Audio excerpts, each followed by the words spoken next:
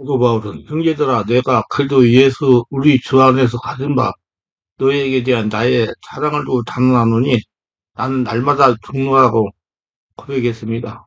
위대한 하나님의 사람이었던 사도 바울도 매일 죽어야 할 자기가 있었다는 것입니다.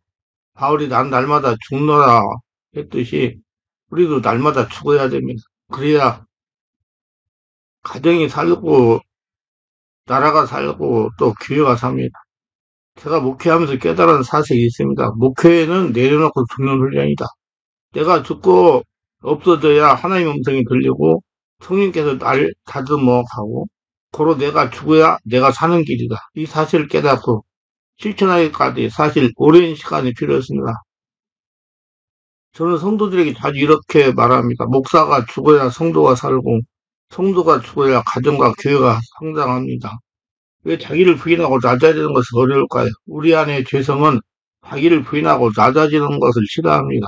겸손이 중요하고 그렇게 살아야 된다고 머리로 알고 있지만 진심으로 그렇게 생각하지 않습니다. 많은 그리스도인들이 날마다 죽는다는 이 구절이 자기 삶에서 현실로 이루어졌다고 믿습니다. 그러나 말씀을 믿는다고 해서 말씀이 이루어졌다고 속단해서는 안 됩니다. 중요한 것은 자기의 부족함과 연약함을 자각하고 하나님 앞으로 나아가 낮아지는 훈련을 하는 것입니다. 기도와 성령의 사람이었던 앤드루 머레이는 반항은 죄인의 체질이다. 순종은 힘든 학습이라고 말했습니다. 어떤 사람에게 순종하자는 의미는 그의 눈높이까지 낮아지는 것입니다. 순종은 나의 기준이 아니라 상대방의 기준에 봤을 때 나를 낮추는 것입니다. 자기를 부인하지 않으면 할 수 없는 일입니다. 자기 부인이 참된 순종입니다. 나의 바람과 기대를 내어놓는 것은 얼마나 어렵습니까? 나를 부인하고 낮아지는 것은 힘든 훈련입니다. 하나님께서 쓰셨던 사람들의 공통점은 낮아지는 훈련을 통해 순종하는 삶을 살았습니다. 아브라함, 요셉, 모세, 다윗, 바울 등이 다 그렇습니다. 16세기 종교 교육자들이 말씀으로 돌아가자는 고발에 말씀 회복과 영적 회복을 위해 운동을 했습니다. 종교 개혁의 원조는 요시아 왕입니다. 그는 구약시대에 종교 개혁을 했습니다. 말씀 앞에서 옷을 찢으며 회개했습니다. 우리도 말씀 앞에서 눈물로 통곡하며 우리의 고집, 교만, 죄악에서 돌아서야 됩니다. 사도 바울은 빌보드 2장에서 예수님의 낮아지심에 대해 말하고 있습니다. 예수님은 순종을 위해 인간으로 자기를 낮추셨습니다. 뿐만 아니라 십자가에서 죽기까지 순종했습니다. 이 땅에서 예수님의 생애는 낮아지고 죽는 것이었습니다. 오늘날 우리 그리스도인들도 사도 바울이 말한 것처럼 난 날마다 죽노라의 삶을 실천합시다. 날마다 죽지 않으면 이렇게 됩니다. 첫째, 날마다 죽지 않으면 이와 같은 사람이 됩니다. 아하방과 같이 됩니다. 열왕기상 22장의 내용이 어제는 이렇습니다. 아하방은 남유다의 여호사 왕에게 아람을 공격하여 길리앗 남못을 되찾자고 제안했습니다. 전쟁의 여부를 선지자에게 묻는 과정에서 아하방은 참선지자 마가의 말이 아니라 거짓 선지자의 말을 따름으로써 자신의 죽음을 재촉했습니다. 아람과 전쟁에서 아합은 미가의 예언대로 죽지 않을까 하는 두려움과 자기 대신 여호사밧을 죽게 함으로써 미가의 예언이 틀렸음을 입증하려는 마음에서 변장을 하고 나갔습니다. 그러나 인간의 어떠한 묘책으로도 하나님의 심판은 피할 수가 없었습니다. 아합은 이 전쟁에서 하나님의 말씀을 듣지 않았기 때문에 죽게 됐습니다. 자기가 살아있었기 때문에. 아합은 이 전쟁에서 치명적인 부상을 당했습니다. 아무도 하나님의 심판으로부터 자신을 숨길 수 없습니다. 그런데 어느 전투 도중에 한 병사가 우연히 쏜 화살 하나가 아합의 어깨 축지를 뚫었고 아합은 눈먼 화살에 맞은 채로 아랍인들과 싸우다가 이날 저녁에 전사했는데 상처가 해서 흔들리는 피가 병거 바닥에 고일 정도였다고 합니다. 운 나쁘게도 화살이 갑옷 쫄기에 맞았고 후송되어 치료를 받았더라면 살았을 것을 하필 난전으로 인해 전장에서 빠져나오지 못하는 바람에 가자출혈로 죽어간 것입니다. 아합의 시신은 사마리아에서 장례가 치러졌고 그가 사고했던 병거는 사마리아 연못에서 찢겨졌는데 그때 병교에서 흘러나온 그 피를 개들이 핥았습니다. 게다가 그 연못은 이전부터 창녀들이 목욕하는 곳이었습니다. 이는 위에 적힌 나봇의 포도원 강탈 사건 직후 엘리야가 아합에게 내린 저주가 실현되는 것이라고 합니다. 아간이라는 사람이 경고를 부였습니다. 여호와가 이스라엘 모든 사람과 더불어 세라의 아들 아간을 잡고 그 은과 그 외투와 금덩이와 그 아들들과 그의 딸들과 그의 소들과 그의 나귀들과 그의 양들과 그의 장막과 그에게 속한 모든 걸 이끌고 악을 골짜기로 와서 여호와에게 이르되 내가 어찌하여 우리를 괴롭게 하였느냐 여호와께서 너를 오늘 괴롭게 하시리라 하니 온 이스라엘이 그를 돌로 치고 물건들도 돌로 치고 불사르고 여호수아 6장 24, 25절입니다. 40년 동안 강을 통과해 이제 막 요단강을 건너 이스라엘이 마침내 가나안 정복을 시작하였습니다. 여호수아 1장에서 4장의 실제 사례입니다. 그리고 그 땅에 있고 자리 잡고 있던 경고형 높은 성, 교만한 도성 여리고를 지체 없이 무너뜨렸습니다. 여호수아 5, 6장의 실제 사례입니다. 이제 남은 일은 그야말로 대나무가 단번에 쪼개지듯이 드다는 파죽제서로 가난한 도성들을 정복해 나가는 것뿐이었습니다. 그런데 실장을 열면 전혀 예상 밖의 이야기가 나옵니다. 작은 성 아이 정복에 실패합니다. 아이라는 뜻은 자체가 작은이라는 의미입니다. 여리고를 무너뜨리는 그들이 아이성 정복에 실패합니다. 이 이유는 무엇일까요? 아간 때문입니다. 본문에 이렇게 나갑니다. 이스라엘 자손들이 온전히 바친 물건으로 말미암아 범죄하였으니 이는 유다이파 세라의 종손 삽디의 손자 갈미의 아들 아간이 온전히 바친 물건을 가졌습니다. 여호와께서 이스라엘 자손들에게 진노하시나 여호수아 7장이죠. 그렇다면 아간이 주는 어떤 성질의 것이었을까요? 하나님이 여리고성 정복을 명령하시면서 언급하신 것이 있습니다. 그건 전리품 즉 바친 물건은 일제 손대면 안 된다는 것이었습니다. 너희는 온전히 바치고 그 바친 것 중에서 어떤 것을 취하여 너희가 이스라엘 진영으로 바치는 것이 되게 하여 고통을 당하게 되지 아니하도록 오직 너희는 그 바친 물건에 손대지 말라. 여호수아서 6장 18절. 여기에 바친 물건을 히브리어로 헤렘이라고 합니다. 그것은 전쟁에서 승리는 하나님의 능력을 얻은 것이지 자신들의 힘으로 얻은 것이 아님을 나타내는 표가 되었습니다.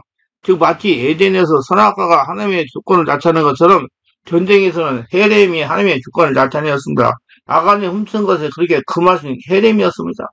그는 멋있어 보이는 신할산 외투를 보고 욕심이 생겼고 그 욕심이 커서 은 200세겔과 금 50세겔 덩어리를 훔쳤습니다. 이로 인해 여리고를 이긴 이스라엘이 아이성 전투에서 피할 수밖에 없었습니다. 사실 아이성 전투는 이스라엘 군대가 가나안인과 직접 교전한 첫째 실전이었습니다. 그런데 거기서 패배했습니다. 그 이유는 아간 자신은 충분히 짐작했을 겁니다. 그러나 그는 자신이 드러내지 않았습니다. 기도한 여호수아에게 하나님은 범인을 찾기 위해 제비뿌기를 지시하였습니다. 범인을 지목하지 않으면 백성으로 하여금 자신을 살피게 하기 위함이었습니다. 아간이 끝내 자복하지 않다가 마침내 자신이 드러나자 그때서야 시인했습니다. 탐욕에 사로잡힌 그는 그 순간에도 신할산 아름다운 외투를 라고 표현합니다. 아간에게 형벌이 선고되었고 즉시 그 형이 집행되었습니다. 그가 죽은 장소가 저 유명한 아골 골짜기입니다. 아골이란 괴롭이라는 뜻입니다. 이런 이유로 역대기는 아간을 이스라엘을 괴롭게 한 자라고 기록합니다. 문제는 여기서 제기됩니다. 왜 범죄한 아간만이 아니라 그의 모든 아들과 딸이 함께 죽임을 당한 것인가요? 그 자녀들이 아간 때문에 죽였다면 이는 일종의 연좌제가 아닌가요? 아들은 아버지의 죄악을 담당하지 아니할 것이요 악인의 악도 자기에게 돌아가리라. 에스겔 18장 20절은 그들과는 어떻게 조화를 지켜야 하는가요? 왜 아간 때문에 그의 가족이 심판을 받은 거예요? 이 문제는 아간만 범죄한 것이 아니라 만일 그 가족이 아간의 범죄에 연루됐다는 것입니다. 그래서 가족과 재산들을 돌로 치고 불태웠습니다. 이 번역한 우리말 성경이나 그 위의 모든 백성은 아간과 그의 가족을 돌로 쳐 죽였습니다. 그러고 나서 아간과 그의 가족을 불로 태웠습니다. 이 번역한 쉬운 성경이 번역이 더 정확하게 이해를 나타냅니다. 결국 아간 혼자가 아니라 그의 가족이 모두 심판을 받은 겁니다. 가족들이 심판받은 것은 아간 때문이 아니라 자신들의 죄로 심판받은 것이 되기 때문이다. 본문은 아간 중심으로 그의 죄를 기록하고 있는 것은 사실이지만 그의 죄가 진행된 실제적인 정황을 생각하면 그 가족의 연루가 있다고 보는 것이 훨씬 더 자연스럽습니다. 왜냐하면 아간이 훔친 물건을 가족 모르게 장막에 숨겨두는 것은 결코 쉽지 않았을 것이기 때문입니다. 이렇게 자신이 살아있으면 자신은 물론 가족까지 멸망을 당하게 될 수가 있습니다. 가룟유다는 은삼습에 주님을 넘기고 난 후에 그는 양심의 가책으로 되돌려 했을 때 불가능했고 스스로 목숨을 끊어서 자신이 영원히 이 세상이나 다음 세상에 영원히 버림을 받을 것이라는 걸 그대로 예언이 이루어지게 만들었습니다. 두 번째, 자신이 날마다 죽으려면 어떻게 해야 될까요? 성령으로 세례받고 자신을 정확하게 보는 영안이 열려야 됩니다. 요한은 성령의 감동이 되어 하늘보좌를 보게 됩니다. 이것의 중요한 이유는 지상교회가 승리하려면 성령의 충만함으로 하늘을 바라봐야 되기 때문입니다. 신앙이 형식에 머물렀다면 시험과 유혹 앞에 쉽게 흔들릴 수 있습니다. 하지만 성령의 충만함 속에서 하늘의 예배를 경험하면 모든 환란을 이길 수 있습니다. 보좌 앉으시니가 영광과 존귀로 빛나시며 그분의 중심으로 모든 것을 배치되어 있습니다. 이스라엘 장로들이 보좌 주변에 면류관을 벗어들이며 경배하는 모습은 우리가 하나님께 드려야 할 참된 예배의 태도를 가르쳤을 때 그들은 자신이 받은 영광과 상급을 하나님께 돌리며 경배합니다. 이는 마지막 시대 교회가 가져야 할 성도의 올바른 태도를 보여줍니다. 보좌 앞에는 수정과 같은 유리바다가 펼쳐져 있습니다. 바다에 있는 인간의 한계를 의미하지만 하나님의 은혜로 우리는 그것을 넘어설 수 있습니다. 이는 출애굽장 홍해를 건넜던 사건처럼 믿음으로 나아갈 때 하나님의 길을 였습니다. 요단강을 건너 약속의 장소로 가듯 주님의 보좌 앞으로 나가게 됩니다. 내 생물은 예비하는 천사인 스랍을 의미합니다. 이들은 밤낮 쉬지 않고 거룩하다라고 하나님을 찬양합니다. 이는 예배가 오직 주님께 집중해야 하는 것을 의미하며 그 예배는 끊임없이 지속돼야 되며 모든 피조물이 하나님을 찬양해야 한다는 것입니다. 우리의 예배도 그 어느 것에 묶이지 말고 영적 예배를 드려야 됩니다. 거룩한 산재물을 지어 영과 진리의 예배를 드려야 됩니다. 하나님의 보좌에서 나오는 번개와 음성과 예성은 주님의 말씀과 능력을 상징합니다. 말씀은 때론 조용한 속삭임으로 때로는 강한 천둥소리처럼 우리를 깨웁니다. 중요한 것은 우리가 그 말씀을 듣고 순종하는 겁니다. 우리는 불확실한 현실 속에서도 오직 하나님만 바라보며 자신의 신앙을 지켜야 됩니다. 세 번째는 성령으로 자신의 잠재의 모습을 정화해야 됩니다. 성령님께서 마음이 형성되어 자신의 삶을 파괴하고 있는 상처를 현실로 드러내 정비하고 정화하여 마음의 세계와 외면의 세계를 지배하여 삶을 성공적으로 살게 하실 것입니다. 그러므로 마음을 정비하고 정화하지 않으면 인생을 하나님께서 원하시는 방향으로 살아가지 못할 겁니다. 자신이 여전하게 주인으로 살아가기 때문입니다. 성도나 목회자는 반드시 말씀과 성령으로 마음을 정비하고 정화하여 마음이 외면을 지배하고 나타내는 삶을 살아가게 해야 됩니다. 그래야 하나님의 축복 속에서 살아갈 수가 있습니다. 유소년 시대의 형성 마음의 상처가 문제의 일사가 치유받은 분의 간증입니다. 마음의 형성의 분노의 상처로 인해서 여러 사람의 인생을 망가져가 한 집사를 치유하여 정상적인 삶을 사는 모습을 보시기를 바랍니다. 저는 어렸을 때 상황이 아주 좋지 못했던 안수집사입니다. 제 안에 자리하고 있던 분노로 인해서 교회에서 목사님을 논하는 일등공신을 하는 집사였습니다. 그러다가 현재 목사님을 쫓아내려고 목사님에게 괴롭히다가 목사님의 조언을 듣고 마음의 상처를 치유받고 이제야 성도가 된 안수집사입니다. 정말로 안수집사는 기분이 아까운 집사였습니다. 그래도 공무원으로 시청에서 관장급으로 근무를 하는 사람입니다. 그런데 이상하게 저는 이 사람을 보거나 대화하다가 보면 가슴이 답답하고 욱하고 분노가 올라오는 것입니다. 그래서 시청에서는 어떻게 할 수가 없고 교회에서 목사님들의 약점을 물고 늘어져서 목사님들에게 화풀이 했습니다. 이제 저의 성장 과정을 이야기하겠습니다. 이 이야기는 저희 집사람도 잘 모르는 이야기입니다. 저는 고아원에서 자랐으면 제가 초등학교 5학년 때 저희 어머니가 돌아가셨습니다. 아버지는 술을 드시면 집에 들어와서 어머니를 괴롭히는 것입니다. 그리고 어머니가 뼈바닥에 벌어놓은 돌을 전부 가지고 나가는 것입니다. 이런 모습을 볼 때마다 아버지를 죽이고 싶을 때도 있었습니다. 그런데 어머니가 너무 아버지에게 고통을 당하다가 중풍에 걸려 돌아가신 것입니다. 그때 저희 아래로 동생들이 넷이나 있었습니다.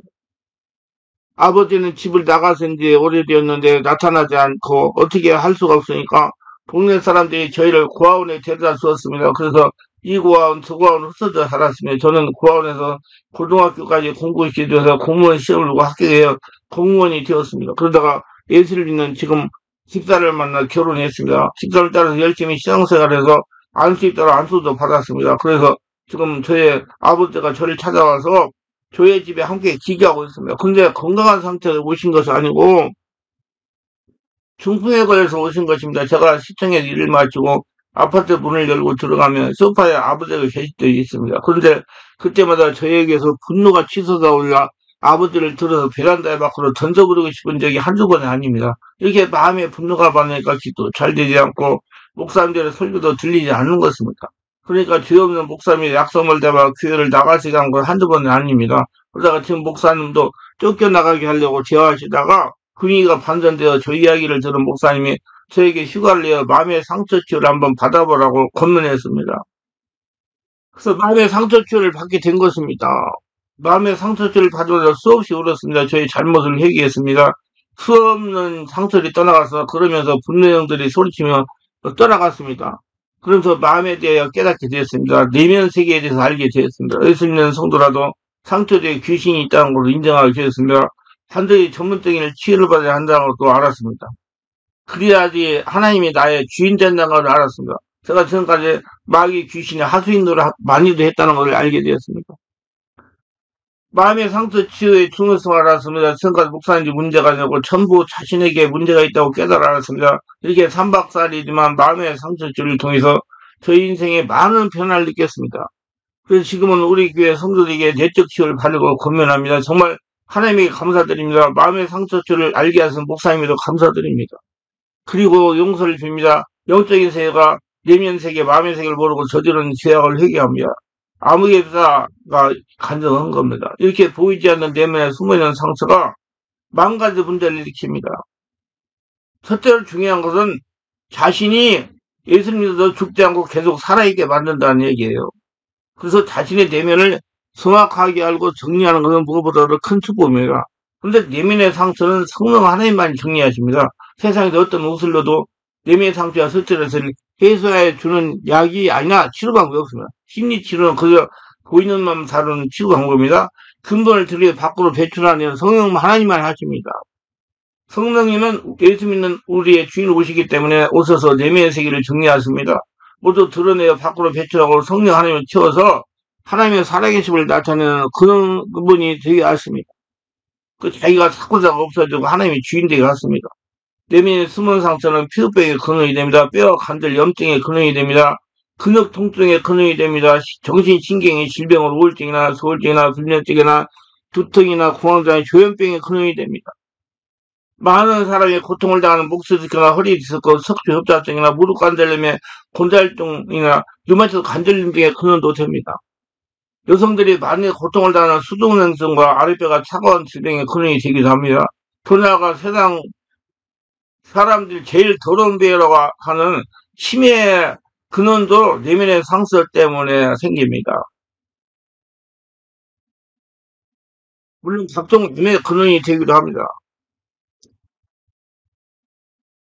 여러분, 저 병원의 전문 의사들한테 얘기해보세요. 상처 스트레스가 모든 문제가 근원이고, 암의 근원도 상처 때문에, 스트레스 때문에 오고, 치매의 근원도 상처 때문에 온다고 그럽니다. 그리고 자기가 항상 교감 신경이 강화되어 있어가지고 귀신이 공격이 심하니까 귀신이 잡혀가지고 자기 자신이 살아가지고 남은 보는데 자신은 보지 못하는 사람이 되기도 합니다. 그렇기 때문에 사전에 내면 세계를 알고 성령으로 세례받고 내면 세계를 미리 치유하는 것은 축복 중의 축복입니다. 자신을 사람답게 살아가는 것은 자신의 내면의 상태에 따라 달라지는 겁니다. 내면 상태에 따라서 나는 날마다 죽노라가 이해되고 나를 날마다 죽이고 예수님이 주인되게 하는 삶을 살아갈 수가 있는 것입니다. 기도합니다. 오늘도 저희 설교를 끝까지 시청하신 분들 축복하소서. 특별하게 구독, 좋아요, 알람 설정, 공유하신 분들 축복하시고 은혜 충만 성령 충만하게 하시고 성령 세례받아 자신이 어떤 상태에 알고 바울이 왜 나는 날마다 죽노라 했는지 알고 자신을 날마다 죽여가지고 하나님의 주인 되어서 권능 있는 능력 있는 복된 권위 있는 삶을 살아가는 모두가 되게 하소서. 예수님 이름으로 기도드리나이다. 아멘.